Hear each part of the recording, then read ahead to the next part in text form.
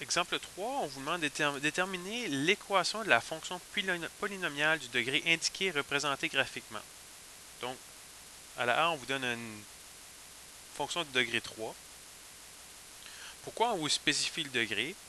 C'est puisque ici, on a 3 racines. Ça veut dire que le degré doit être supérieur ou égal à 3. Comment on fait pour savoir est-ce que c'est 3 ou plus? En fait, il y aurait plusieurs possibilités pour modéliser cette équation-là, ou plus ou moins.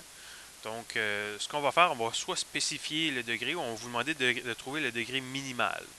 Donc, ici, on aura besoin de compter le nombre de racines, plus quelques petites choses qu'on va ajouter avant l'exemple 4. Mais dans ce cas ici, on vous dit qu'on a quelque chose de degré 3. Donc, on devrait avoir 3 racines. Y, on va prendre la forme factorisée, est égal à A fois X moins la racine 1.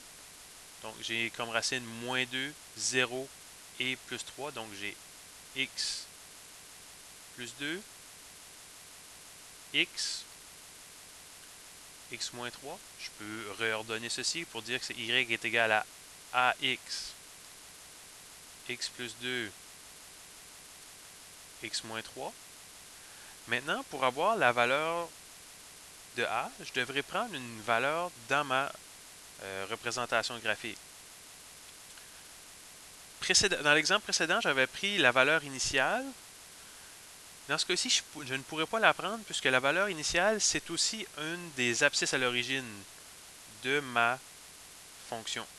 Donc, ce que je suis en train de dire, c'est que ça annule l'effet. On a déjà pris cette information-là. Donc, on devra aller prendre un autre point particulier sur cette courbe. Par exemple, on peut aller prendre le point ici, qui se trouve à être 2 moins 4. Donc, on va aller remplacer.